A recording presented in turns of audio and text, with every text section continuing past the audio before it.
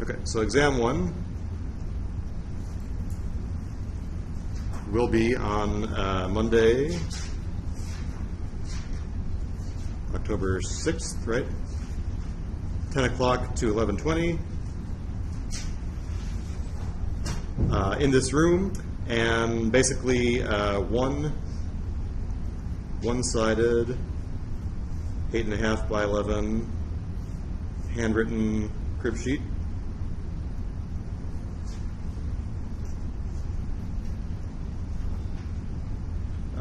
Tables will be provided. And, you know, again, just let's remember what we talked about in the class so far. So kind of we first talked about, you know, signals and systems.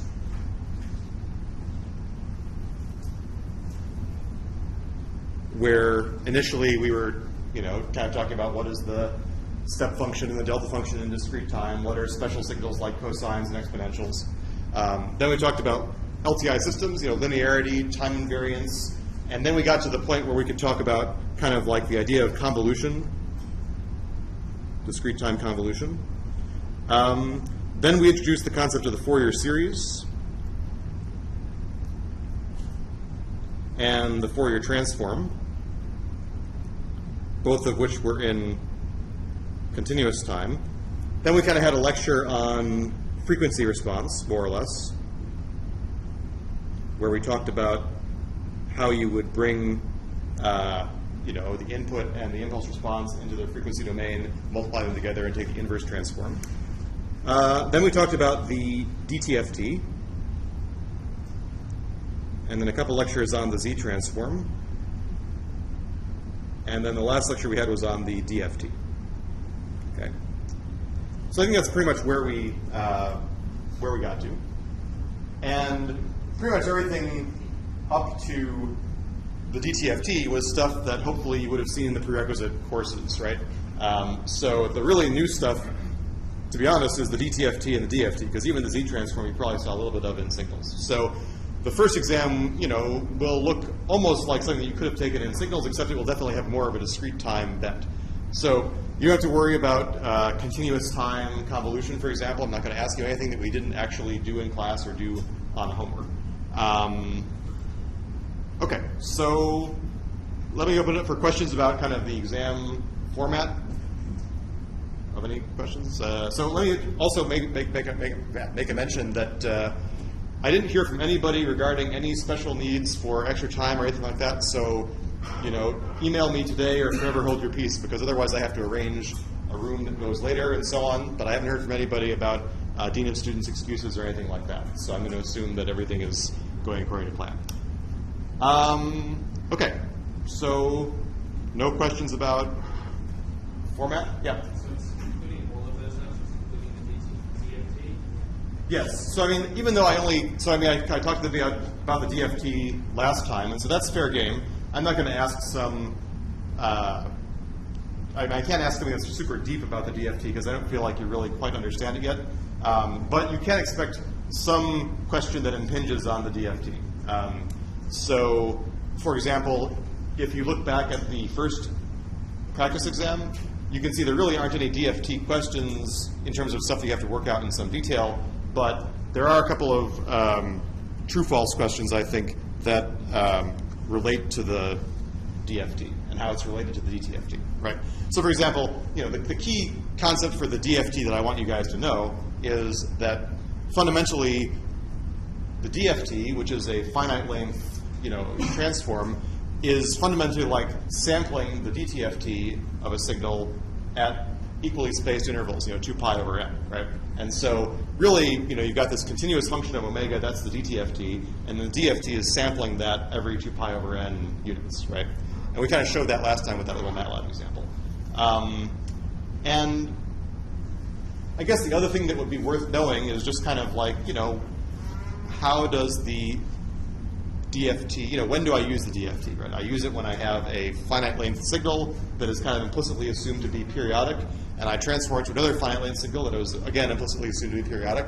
And we have the same concepts of things like bringing things into the Fourier domain and multiplying them to do inverse transforms, we just have to be a little bit careful because in the DFT world, we're doing circular convolution in the time domain as what corresponds to the multiplication property in the frequency domain. So what I tried to do at the end of last lecture is say, okay, even though we know in the real world for LTI systems we want to have straight out regular convolution, there's a way to kind of trick the DFT into doing the convolution that we want by making this kind of expanded circular convolution that we do with zero padding the signals, right?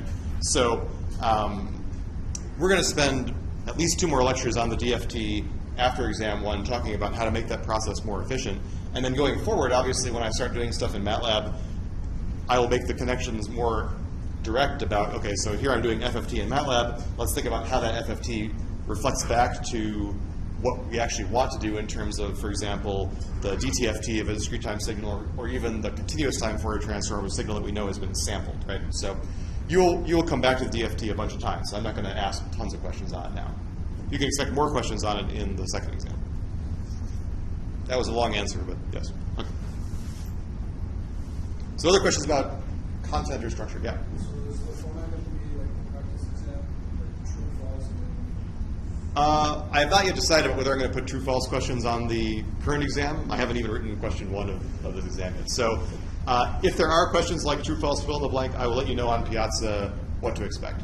Also, I think I have to go back and look at it. I mean, I think that the practice exam may have been a little bit long, and so I may try and bring that down to more like 6 questions as opposed to 8 questions, whatever it was.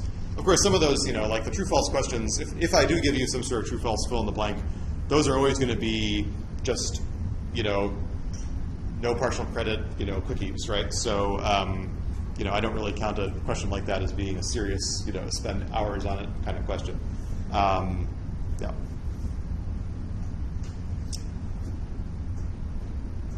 Okay, so in that case, let's open it up for general questions. Questions about, former homework problems, questions about concepts that you didn't feel like I went through carefully enough and you want me to do them again. The only thing I would say is, since I don't guess that many people have worked through the practice exam fully, I prefer that you not ask specific questions about how to solve a particular problem in the practice exam so that people have a chance to try it themselves, presumably over the weekend. So let's not talk too specifically about practice exam question blank. Yes?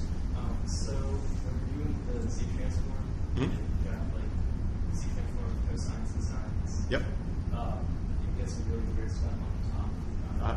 Is there like an easy way to like see what you're supposed to pull out? So kind of like if you're doing like a partial fraction Z transform problem and you want to figure out how to do the... Just break it up into sines and cosines. Right. I don't know, I just have a hard time Seeing it. Okay, seeing the top. Okay. It's like sines and cosines, it's the 1 plus. Right. Okay, so I'm trying to think of a solid example. Does anyone have the book by any chance? No, of course not. I'm trying to think of a good 2B on the homeworks. Okay, so let's take a look at that. So has everyone turned in the homework? If not, bring it up. So let's see. I should have the homework here.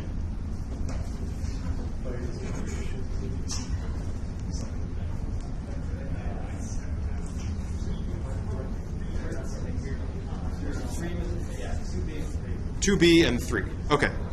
So this would be better if I had the tables in front of me, but I can give it a shot here. So let me write down this. I know you can't see this yet, but I'm going to write it down.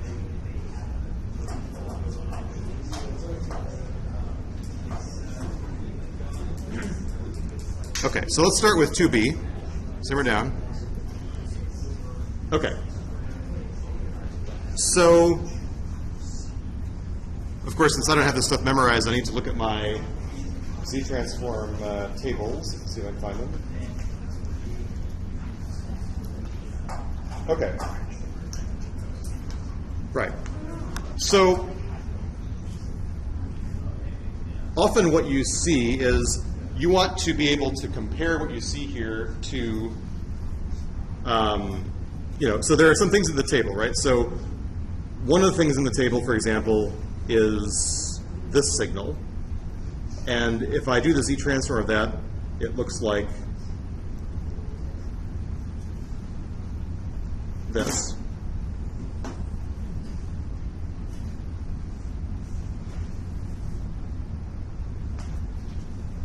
Right? So for example, I would look at this and say, okay, does this look like that?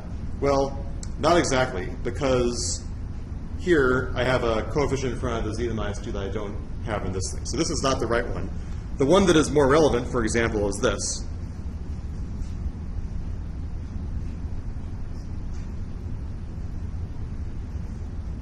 So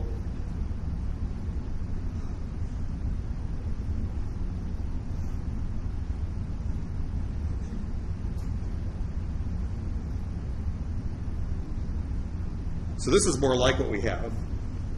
And so the thing to do is kind of pattern matching on the denominator that we have and the denominator that we have kind of in a general format, right? So here I'd say, okay, I've got the 1, and here I need to make this r match up with this, right? So here my r squared is equal to a half, and so my r is going to be 1 over square root of 2, right? Which is the same thing as square root of 2 over 2. And just as a brief point of comment, I know that I stopped by the office hours yesterday, and this r has to be positive, okay? Because you're thinking about r as a radius, right? So r and omega 0 are basically the polar coordinates of a complex number, right? So when I see r and omega 0, I'm thinking about some omega 0 on the complex plane and some distance r, right? So r can't be negative in any of these inverse transforms. Okay, and now I have to do my pattern matching, and I say, okay, now I have to make this negative 2r cosine omega 0 look like the negative 1 that I have here, right? And that tells me that r cosine omega 0 has to equal 1/2, and I know that my r is square root of 2 over 2 cosine omega 0, and that tells me that my cosine omega 0 has to be the same square root of 2 over 2, and that tells me that my omega 0 has to be pi over 4, right? It has to be this angle here, right? And then I would have to proceed, I only wrote down the sine one, so then I have to kind of go back and say, okay, well, that means that if I had to do the inverse sine, I would be looking at something that had a square root of 2 over 2 was r, sine omega 0 is also square root of 2 over 2, so I would have like 1/2 z inverse in the numerator. Now, this doesn't match what I have here, right? So I think that, I don't have it written down, but the cosine term is where I'm going to get the constant part. And that kind of plays into the problem number 3. So I can solve that one also. But first of all, let me just ask, is that kind of what you're getting at with what your question was? How do you look at the denominator? Or you're talking about the numerator, though? I'm talking about how do you find, so you're going to have to split the numerator up. Yes. Right. So let's do problem 3. I think problem 3 is maybe a better instance of that. Okay? I have a related question. Related, okay. I got this far, and then to make it look like your r sine omega z minus 1, and I took out the z. So it's a shift, it's like a phase shift. So it'd be, is that valid? So you take out a z, so you get a z minus 1 in the numerator, and then you're in the right format. That's interesting. Well, so that's like saying, but you still don't know.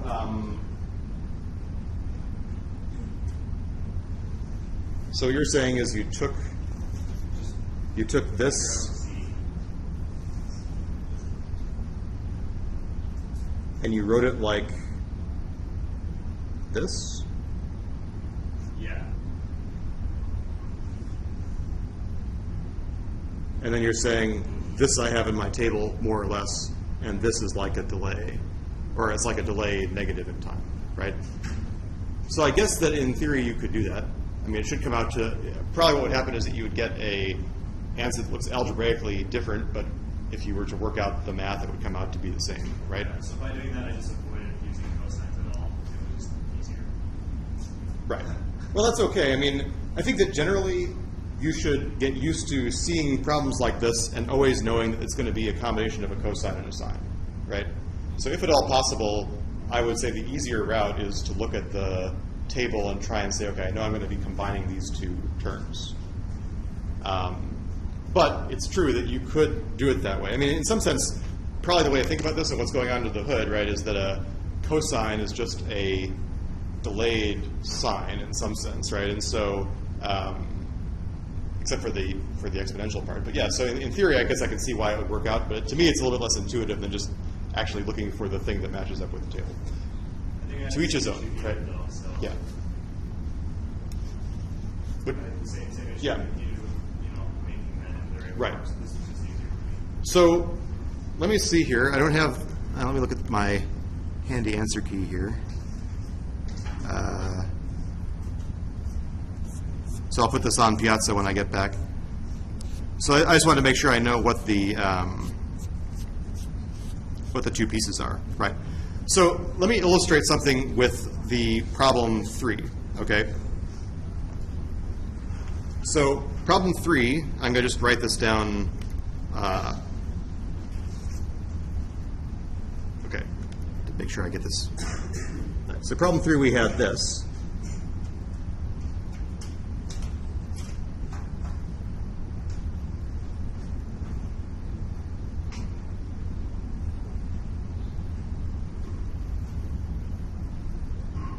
Okay. I'm realizing that I can't see I can't see these things at the same time. So first I'm going to just write this down on the paper, and then I'm going to go to town with doing it myself. Okay, so this is a limitation of my chosen skills here.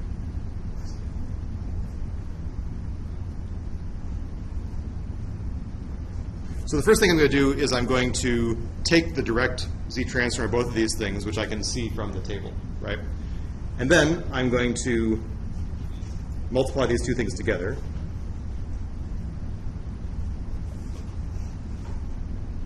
So that's going to be my output Z transform.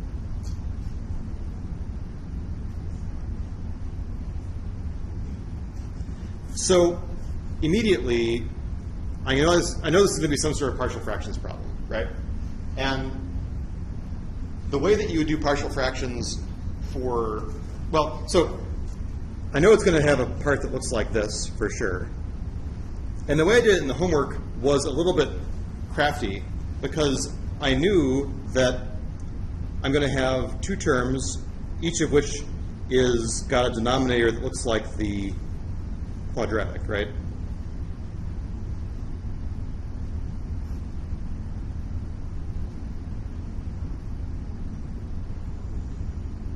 Now, it would be perfectly fine to just say, okay, you know, I'm going to multiply b times, you know, 1 over this and c times. So one thing I could do is I could say b times 1 over that, c times z inverse over that, right?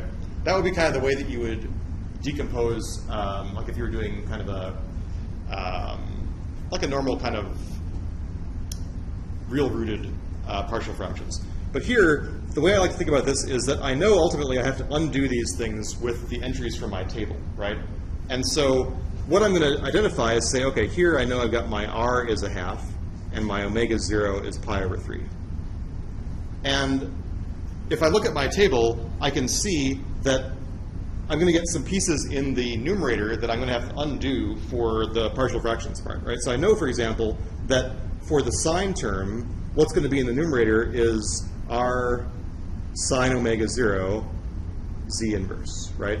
That's what I need to undo the part that's purely a sine. And so r sine omega z inverse is 1/2 times what is, so pi over 3 is like this. Sine pi over 3 is like square root of 3 over 2. So I know that to get the sine part, I need to have a square root of 3 over 4 z inverse. And so kind of what I like to do is say, okay, I'm going to multiply the c term times exactly what I'm going to need to undo the sine part, right? And for the b term, what I'm going to have in the numerator, and I have to look back at this for my reference here. So for the b term, I'm going to have a 1 minus 1/4 z inverse. That comes from what I need to do to invert this part. So this is going to lead to some, you know, 1/2 to the n cosine pi over 3n. This is going to lead to some 1/2 to the n sine pi over 3n. So in some sense, what I'm trying to do is set up the, I guess there should be ends here, right? What I'm trying to do is I'm trying to set up the partial fractions in such a way that when I figure out A, B, and C, that I can immediately invert this part, that part, instead of having to do any extra work, right? Now, it will work if I were to do it, B times 1 and C times the inverse, but then I have like this extra step of trying to figure out how to decompose that piece back into a cosine part and a sine part. I mean, it's not the end of the world, but it is a little bit of an extra step, right? So let me pause and ask, does that make sense what I just did? Whenever you have some numerator over a quadratic, you always break that down into sine. So if you have a quadratic term in the denominator that you get complex roots out of, you always know it's going to have a cosine and sine part, right? And so you should always be thinking immediately of writing things in that way, right? And so yeah, so you should be kind of looking, and again, for the exam, we're not going to have like crazy, awful denominators, but you should be able to inspect this and say, okay, does this have real roots or does it have complex roots, right? And again, you can always just simply apply the quadratic formula to your denominator if you're not sure how it factors, right? That will always solve it for you. But if you apply the quadratic formula and you find out, hey, this thing has complex roots, then you should keep it in that form and then know that you're going to be using those two corresponding entries at the table later on, right? Yeah? Perhaps this is like more like mathematically second, but I was looking at stuff about partial fraction decomposition.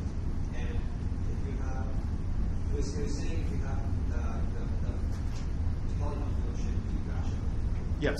Or it should be proper, I should say. Yeah. So it's supposed to have like the denominator should have a higher power. Yes. But when I multiplied it through, it looked like it was not like that. So I was curious, like, do we have to worry about that? So the question is, when you're doing these kinds of inverse Z transform problems, you do typically want the order of the numerator to be lower than the order of the denominator. That's right. And so if that's not the case, so for example, if you look back at the homework, like problem 2C and problem 2D kind of violate that assumption, right? So A and B are good because the negative powers of Z, here I have Z to the negative 2, here I have Z to the negative 1. I guess I can make this a little bit bigger for you guys. Right? So these guys are already in the right format. These guys have, higher negative powers of Z in the numerator than the denominator, and that's usually a signal that you should be factoring those out as delays, right? So you can always, for example, in this case, in this problem, I could take a Z to the minus 6th or Z to the minus 7th out and keep the numerator, more like what I want it to look like, right? So that's usually a clue of a problem that involves a delay. Now it's true, so you were saying, what if I multiply through by Z to some positive power and then I get something over that, and then what happens? So that's a kind of an interesting question. So I think the easy way to answer that is, so you're saying, what if I were to take, for example, the 2B problem, Yeah, the ones you just did. the one I just did,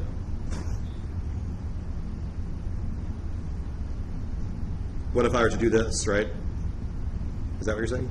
And then I get Z squared over Z squared minus Z plus a half, right? So I can see why this would be confusing, right? Because these have the equal powers, right?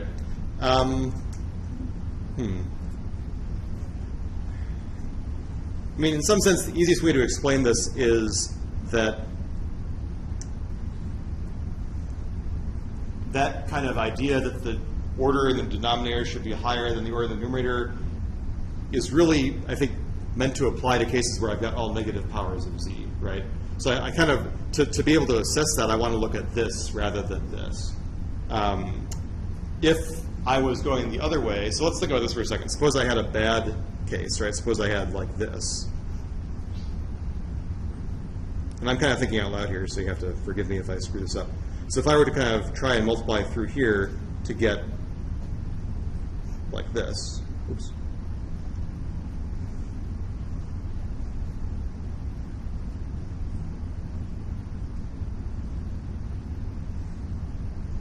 Right? So this would be bad, right? So yeah, I think that you definitely want to think about it in terms of negative powers of Z, right? I think that's the short answer, is that when you apply that rule of thumb, you should be thinking about it when you've got everything factored out like this. And part of the reason for that is that this is more natural in terms of interpreting what's going on with the system, right? So we want to start thinking about the fact that every time I see a Z inverse somewhere, it means a delay of the system, right? And when we start thinking about filtering signals, we want to imagine that what we're doing when we apply, you know, if I were to see this, so if I have this thing, right?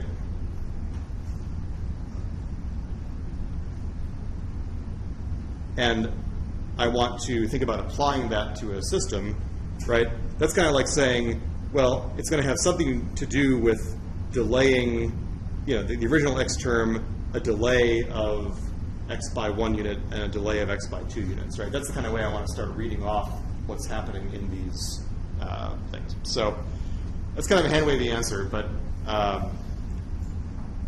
the short answer is to keep in mind that the highest negative power in the denominator should be lower than the highest negative power up here, right? So here the highest thing I have is z to the 0, and this negative 2 is lower than 0, and that's okay, right? Whereas here, this negative 6 is lower than negative 2, and that's bad. Yeah. Yeah, the way it was, I was like, the ways where when it's all negative powers, it works. And like, there's not instances where it's the opposite for the negative powers. It seems like you do have to, it doesn't really work out the same way. So it carries over, like it seems like it's still applying that Yeah. kind of, but it's just like the opposite of what I thought. But I mean, I Yeah. get that's how it works. Yes, I think that you have to take this on faith. I mean, what I should do is think about this a little bit more, because I agree that there's this kind of, I'm not fully happy with my answer here. I have to think about whether there's a better way to say it. But yes, for the moment, let's take it on faith that that's the way it should look, right? And if you're confused about which way it goes, the easiest thing to do is to look at the Z-transform pairs in the table, right? And all of them look like stuff on this side, right? Where you've got higher negative powers of Z in the denominator than you do in the numerator, right? That's the only thing that we know how to invert from the table. To get to something that looks like this, we have to apply properties and delays to bring it back down to something I can do in the table. Right? Yeah.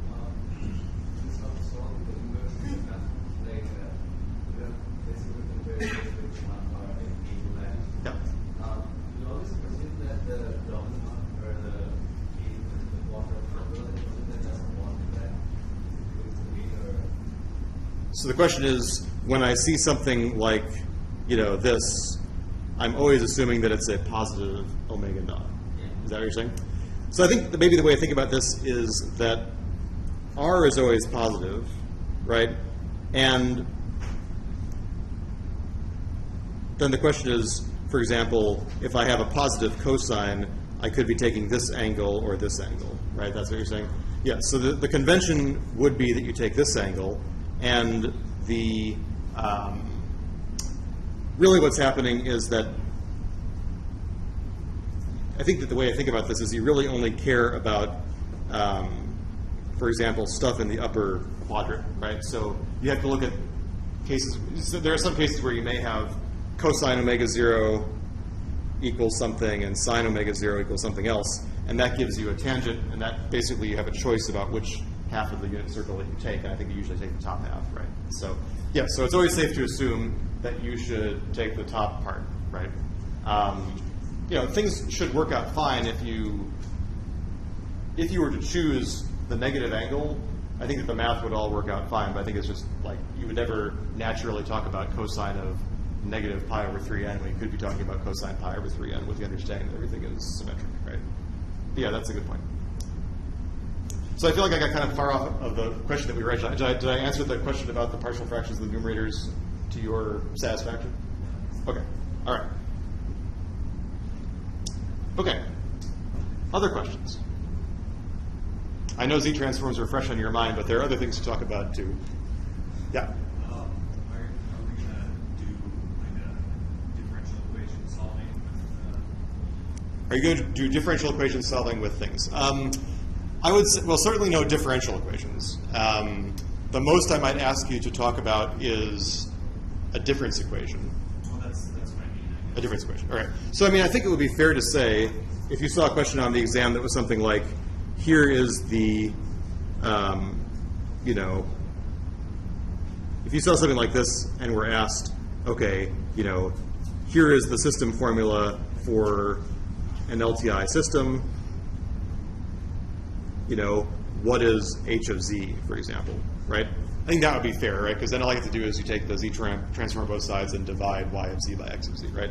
So that, I think, would be about as far as I would go. I mean, I wouldn't want to go, too far on the difference equations, partially because I didn't do a super careful job about talking about all the little nooks and crannies of difference equations, especially not for the main part of the class. I mean, because there are these things, this kind of the zero state response and the zero input response. To really talk about differential equations fully, you have to do all that stuff, right? So I don't think you have to worry about anything too far down that road.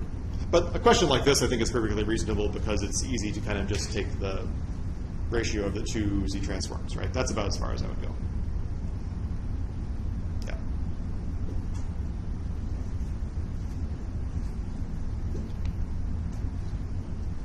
Yes? I have your homework 3s, yes.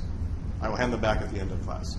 And the TA, I'm going to hand, of course, he's just getting the homework 4s today. So you probably will not get your homework 4s back before the exam. That would be weird. So, but yeah, I'll put the homework 4 solutions up in my office on Piazza as soon as I get back for lunch. So you'll at least have the solutions to homework 4.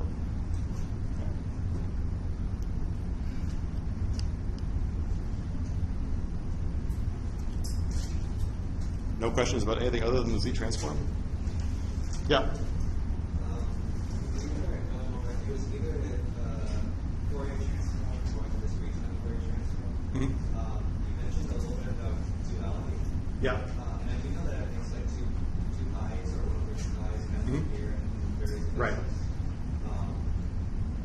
Is there anything that would be helpful for us to know? Right. I don't think we want to learn too much about that. Right. So it's just for the microphone. So the question is basically, we have these duality properties that tell us that, for example, a pulse in one domain corresponds to a sync in the other domain. And it's true that the shapes of those things are dual, but there's always this like constant that you have to think about, right? So there's like a 1/2 pi, I think, in the continuous Fourier transform, and maybe something else in the maybe it's the dt of t. So kind of the question is duality something that's kind of like prescriptive that you could apply it as a property and know what to do? Is that kind of the question? I mean, I think the short answer is no. I mean, it is true that the duality property, like, you can write it down in such a way that says that, you know, if x of n corresponds to capital X of omega, that if I were to think about, I guess this would have to be like a continuous time thing, right? So if I had something like this, and then I said, okay, now I'm going to interpret this capital X as a time domain function and look at its Fourier transform, it would be something like little x of omega, but then there would be some sort of a constant here. And so there is a rule that tells you what that constant is, but I don't think that that's something that would really help you out in a problem, right? I think it's important to maybe know what you're going for, in the sense of saying, okay, if I can identify that in the time domain I have a cosine, so in the continuous time frequency domain I expect to get 2 impulses, and vice versa, right? So kind of just knowing what shapes of signals in one world go to in the other world, even if you don't know where the constants are, I think that's a valuable thing, right? So you should kind of have in the back of your mind, delta corresponds to constant, pulse corresponds to sync, cosine corresponds to 2 impulses. You know, that kind of intuition is the main thing that you should get from duality. But I don't think there's anything else to do with it. I think the example I'm thinking of was you have like a time scale of e to the j omega naught t. Yep. And then the transform was like 2 pi, and then like a delta function, 2 delta functions. Yes, that's right. Well, it should be 1 delta function, right? And that's given like on the table. Because the only way I can think of to like show why that is from duality. Well, I mean, there are a couple ways you can do it. One way to do it is to use the shift, right? Just think about this being a time shift of the signal 1, right? And so I know that the signal 1 in the time domain corresponds to 2 pi delta omega in the frequency domain, right?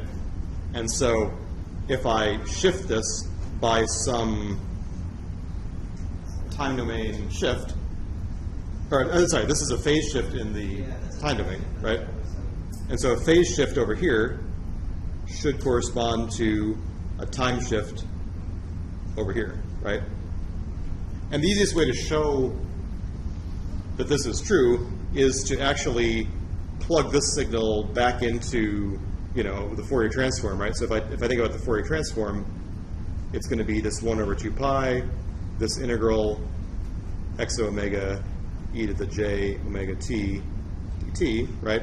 And so if I plug in x omega equals 2 pi times the delta function,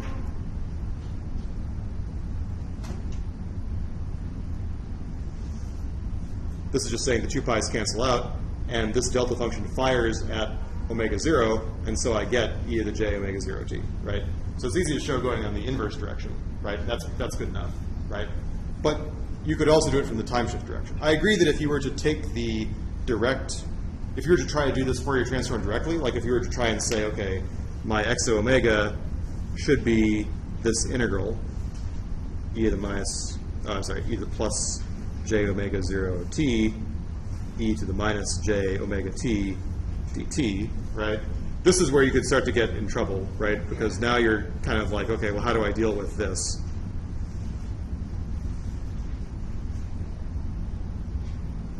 Right, I agree that would be something that you wouldn't want to have to directly go forward, right? So I would say the easiest way to do it is to observe that you can guess what the output is and take the inverse Fourier transform, or use the time shift property or the time and phase shift property to get there. Yeah.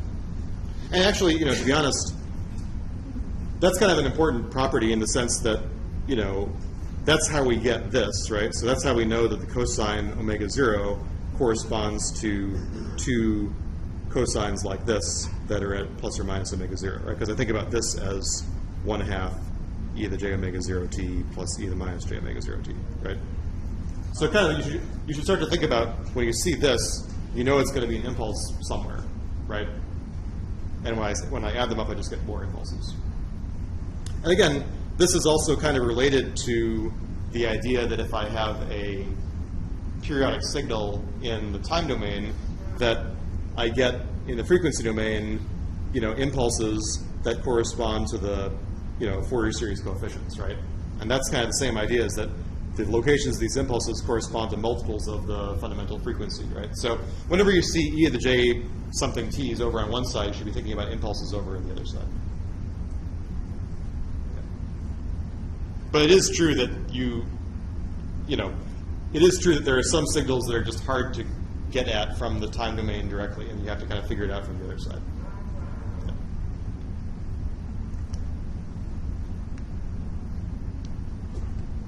Yes?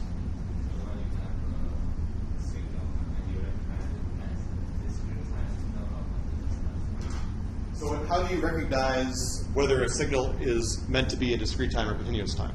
So the obvious clue is always that I will write, parentheses t for continuous time and bracket n for discrete time, right?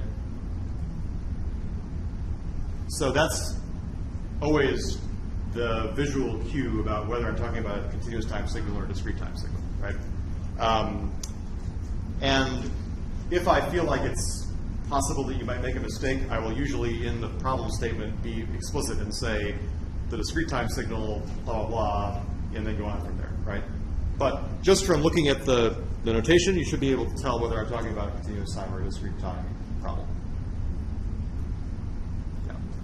And the same way, you'll notice that I do the same thing in the frequency domain, right? So for example, the discrete world of Fourier series coefficients, I was using this as my notation. And then the discrete world of my DFT, I was using this as this notation, right? Bracket k, meaning that there are discrete values of k inside here. Whereas for the Fourier transform and the DTFT, I always had this continuous function of omega, right? Yeah. Does that make sense? Yeah. Symmetry properties. Yes, we were given a homework question where we were given a signal that's made up of even and odd parts. Right. And then I plotted the whole signal and it looked odd, but Okay. it had a real part to it. Mhm. Transform had a real transform, so I'm not sure if it was actually odd or. So let's see. Do you remember which problem you were looking at? I can bring it up. Homework 2, 4B. Okay. Homework 2,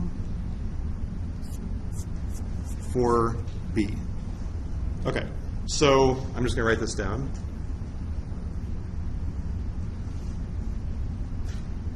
So this signal definitely contains both even and odd parts. And let's just actually plot it to see what it looks like, just for the sake of argument, which means I can use MATLAB for that. Oh, what has happened here?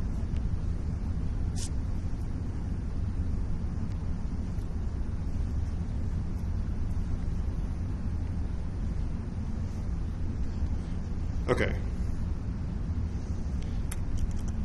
So, just for the sake of argument, let's plot it from, I guess I should be a little more careful here.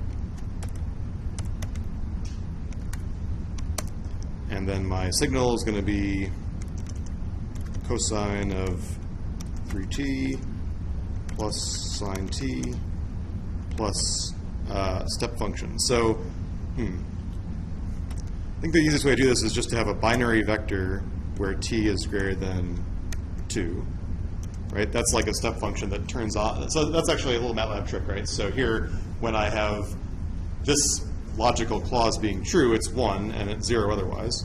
And then minus u of t minus 2 means, if I'm being cool, what I would do is I would directly say this, I think. I think that should work. Plus t cubed.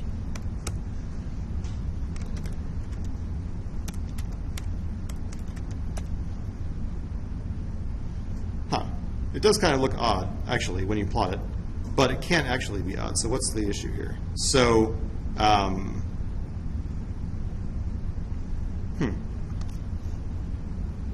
so I know, because I'm sure of it, that the even part of this is this plus this. You know, I think what the issue is, I know what the issue is. So let's look back at that plot. So part of it is that this signal is being dominated by the t cubed part, right? As I make t very large, my t cubed is, 5 cubed is 125, right? So the parts that are making it more weird, that's dominating any little wiggling that the cosine and sine are doing. It's dominating that window in the middle. So I bet if I were to zoom in on the middle part, that I would start to see that maybe I should kind of be a little more careful with this. Right, so between minus 1 and 1, for example, here I can kind of see that things are not so symmetric around 0. And I think that I can actually do this by, so actually here, I can quickly figure out the even and the odd parts of this discrete time signal by taking 1/2 times x plus flipping x around. So there's a command called flip left to right x. I guess I can't actually do this after this. And x odd is this thing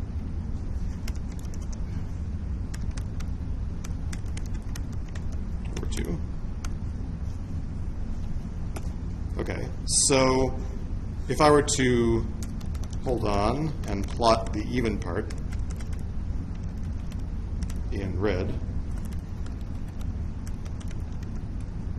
and plot the odd part in green, let's see what we see.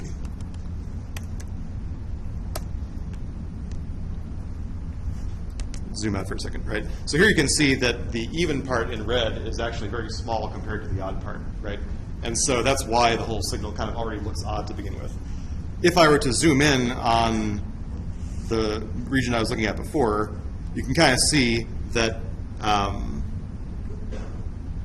maybe I should just kind of add some lines here.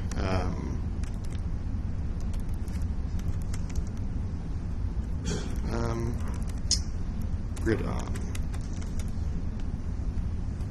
Right, so you can kind of see here that now it's kind of hard because I messed up this thing with all these graphs, but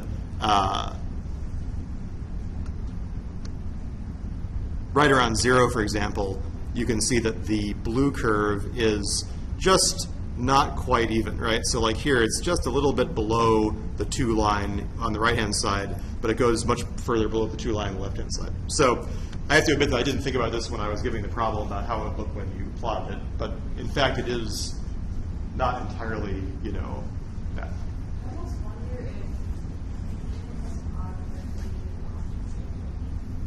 That's a very good question. So the question is, how can these things add up, right? So it's certainly true that an even plus an even has to still be even, right? So is it possible that this is entirely true, right? So I think that by its nature that can't be true, right? Because this would mean that, you know, this by definition has no even part, right? And so this is fully even, this is fully odd, right? So I can't possibly have a signal that is one or the other when I add an even and the odd together, unless one of them is already 0, right? You could ask about multiplying those signals. That would be interesting, but we're not going to talk about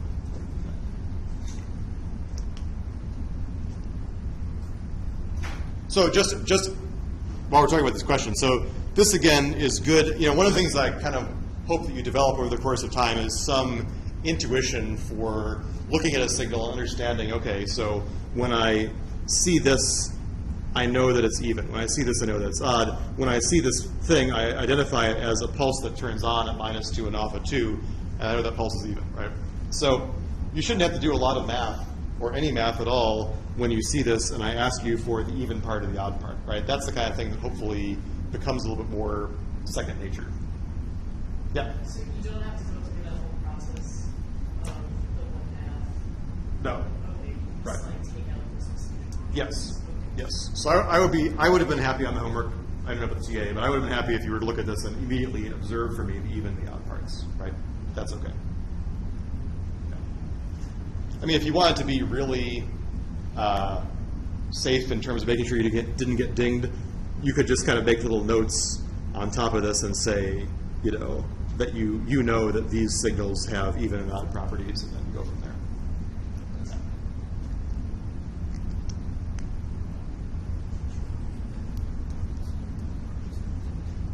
Other questions?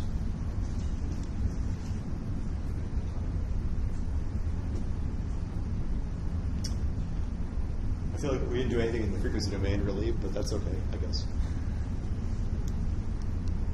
All right. Going once? Up.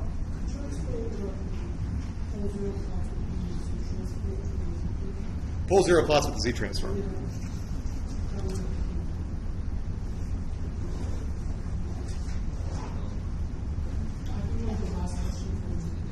The last question from this homework. Okay, so then let's take a look at that.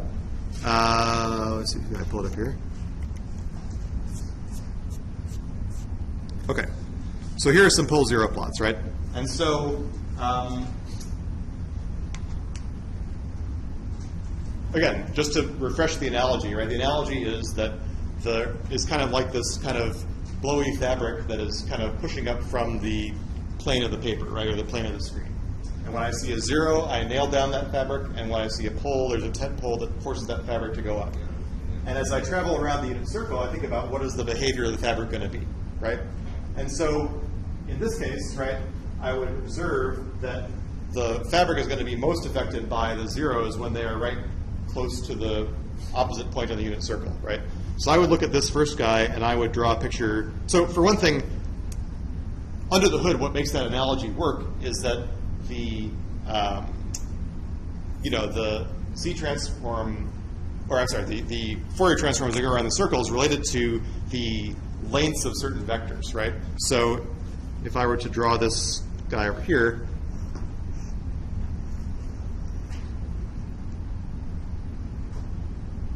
for any point on the circle, what I'm doing is I'm comparing the product of these lengths over this length. And since, in this case, the pole is always the same distance from any point on the unit circle, the pole is not really playing any role in this guy right here. So the only thing I have to think about is, what is the product of the two vectors from the zeros, right?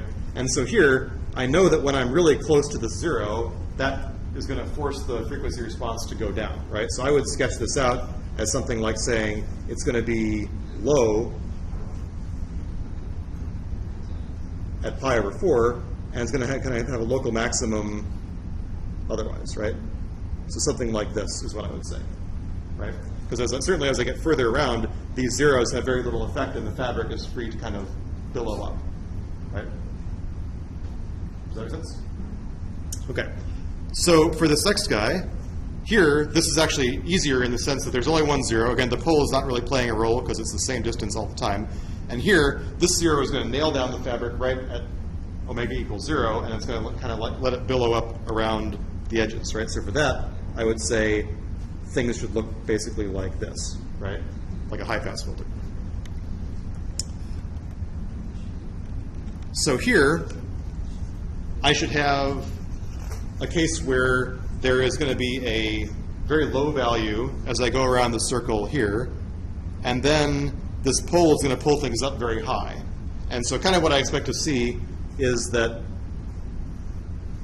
I guess I have to show you my paper, right? So kind of what I expect to see is that, there's going to be something where there's a low value and then a very high value, right? And then kind of things are going to taper off again. So I mean, when I'm far from both of those poles, right, when I'm like over here, I kind of expect to get a response of about 1 because the distances of all these vectors are going to kind of balance each other out. It's only really close to the 0 and really close to the pole that they don't have the same effect on each other. So kind of what I would expect to see, I believe, would be something like, this, right? Something sort of like a bandpass filter. Apologize for my crummy drawing, but something like that, right? Where it's clear that there is a 0 that's pulling it down and a pole that's pulling it up. And I think that actually this graph is a better picture, right? Because I know that things are going to kind of equilibrate after I get sufficiently far.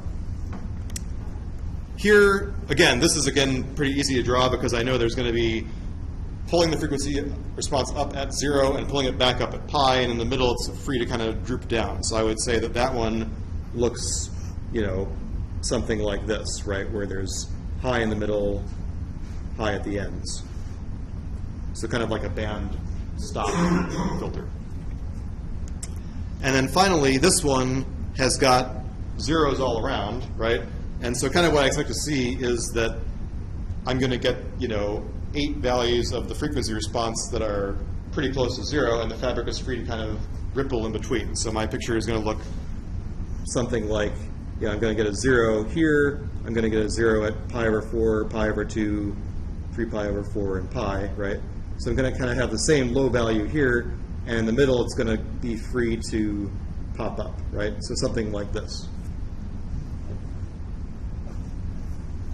So I kind of like these kinds of problems, and so you can expect perhaps to see something like this on the exam. I wouldn't put it past me to, say something like that. And we're going to talk more about this pole zero intuition when we talk about filter design. So we're going to definitely build on that intuition some more as we go forward. Question? So I remember from the other class that close pole zero can cancel out. Like how close do you need to be for canceling out? Well, technically, poles only cancel out when they're directly on top of each other, right? Yeah. So I mean, mathematically, that's what we have. So in the other sense, right, so that's an interesting kind of question about when and how do poles and zeros start to cancel each other out. So in the example I showed, I don't want to go to town on this, but I don't like that crappy unit circles. So, right, so if I have kind of this situation, right, it's kind of interesting to think about how this changes as I separate the poles out a little bit, right? So the thing to think about is that, again, over here, right, this distances and this distance is almost going to be exactly the same, right? So these really close together poles and zeros are definitely not going to have anything happening far from there. The place where they really have an effect, right, is very close to the poles and zeros. Right? So for example, here, if this distance is 1 and this distance is 3, right, then I expect that my frequency response magnitude is going to be about 3 because that vector is about 3 times longer, right? So only kind of in this region, right, do I expect to see some sort of effect. But at the same time, as the pole and zero really get close to each other, even close to there, you don't see much of an effect, right? So it kind of, you know, I'm not sure that there's a really precise answer for you, but you kind of start to think about, okay, so, you know, what would happen if these guys got really, really close to each other? Where on the unit circle would have an effect? I guess if these poles were, if this pair was really, really close to the unit circle, but the poles and zeros were correspondingly close together, you still kind of have these two things kind of weighing against each other, right? Certainly the further in those things are inside the unit circle, the less of an effect they're going to have on the stuff that goes around the unit circle, right? So it could be that, you know, a pole and zero that are kind of far away from each other could be kind of similar in terms of an effect to a pole and zero like this that are closer together but also closer to the unit circle, right? So there's kind of trade-offs. Yeah. Again, the geometric intuition with a fabric is kind of a little bit hand-wavy, right? But the thing that is precise is the distances of certain vectors, right? So it is actually possible. So I could give you a picture like this. Kind of hatching a problem now. But I don't think it's super fair because we didn't talk about this too much. But, you know, I could give you a picture, you know, like this and ask you, what is the magnitude of the frequency response at this point, right? And you would do that by calculating the product of these two lengths and the product of these two lengths, right? So without having to give you a formula, you could compute that if you wanted to, right? So, follow on? Just sort of a practical application question for that particular There you go. Wood lighting. for that particular point zero plot where the pole and the zero are very close together. Would that, in some cases, be sort of similar to a crystal filter where you've got resonant and anti-resonant peak? Well, I'm not a hardware guy, so I can't answer that question, to be honest. But, I mean, maybe the way to think about this is that, and I'm not sure if this answers your question fully, but you need to have a pole and zero very close to each other to get a steep transition in the frequency response, right? So I'm not sure if that maps onto the question that you're asking, but basically, we're going to talk a lot in the next couple, you know, in the next month or so about, you know, coaxing the frequency response to do what you want, right? And so a lot of times you care about how quickly the frequency response transitions from the pass band to the stop band, right? So I have a filter requirement that says, okay, I need to get from roughly this region to roughly this region, and I'm giving you roughly this amount of space to do it, right? And the only way that I can get something to come down like this is by kind of nailing down a zero here and having something up here that pushes the frequency response high, right? So if you start to kind of recognize pole zero patterns that are required to achieve certain things with your filter. But as to the question about the specific anti-resonant crystal filter thing, I don't know anything about that, so I'm exposing my ignorance. I'm a math guy when it comes to it. Yeah. Apologies. My dirty little secret was that I was never trained as an electrical engineer.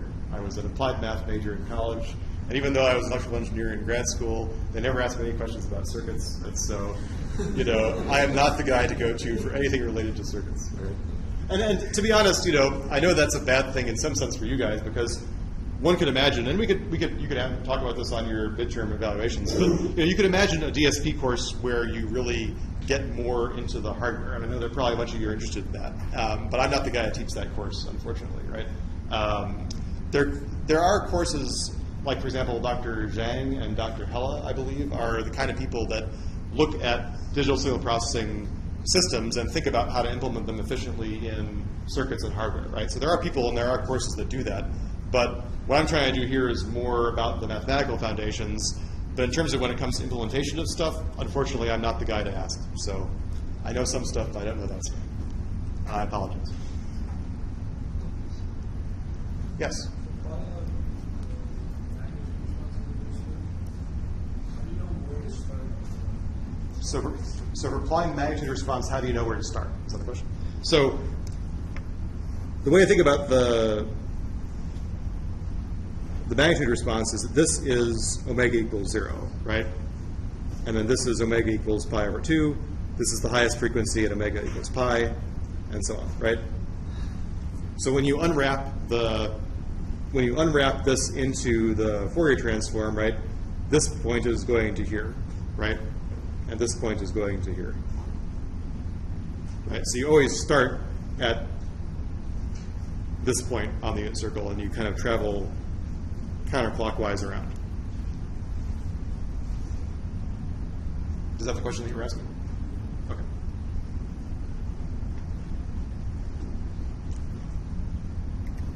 Yes?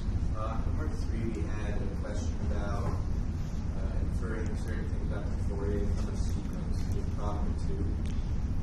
Homework 3, problem 2. Yes, this one. You kind of just go over some of those intuitions. Right. So this problem was kind of tricky in the sense that the idea was just to get you to kind of look and think about what the Fourier transform formula is telling you, right? So remember, what is the DTFT defined as, right? So we have x of omega is the sum from n equals minus infinity to infinity, x of n e to the minus j omega n, right? So the idea here is, okay, suppose I wanted to figure out what is x of 0, right?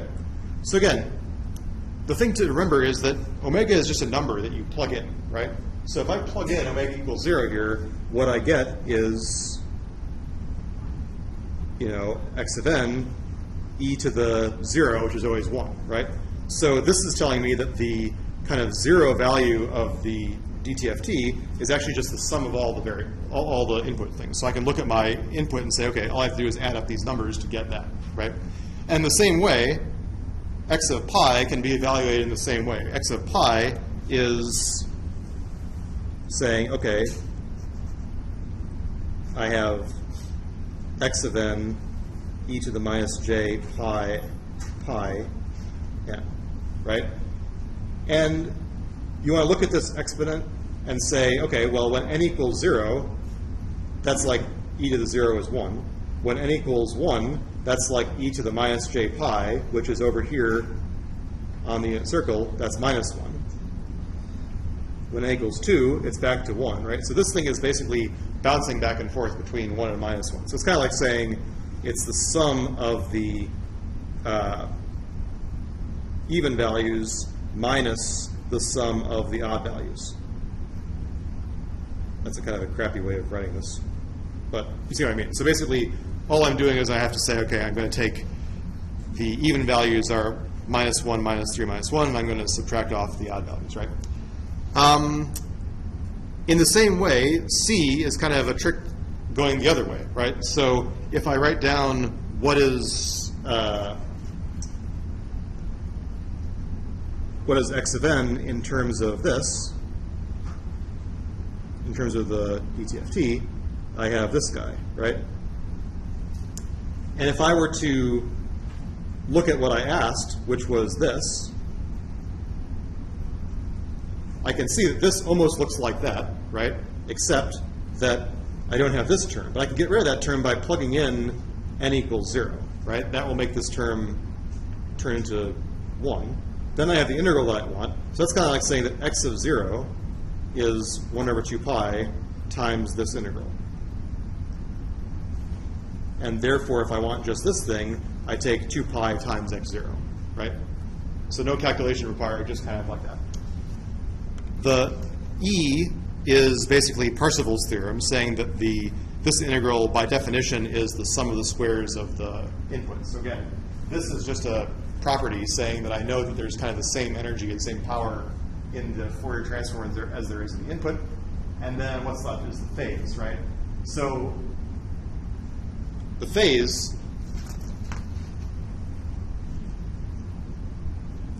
now I have to think about how I actually solve this problem.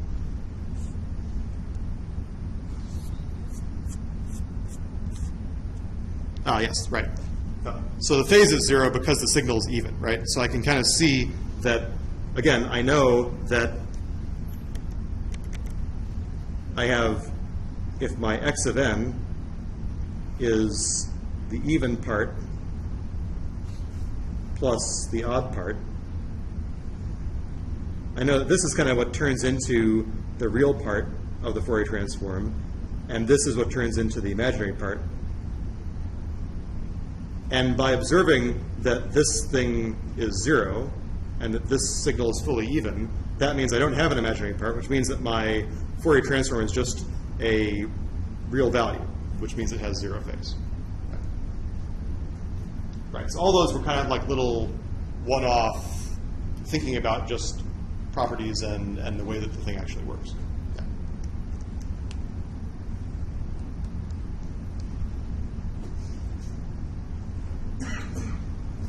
Okay, we had a resurgence of questions. Any more?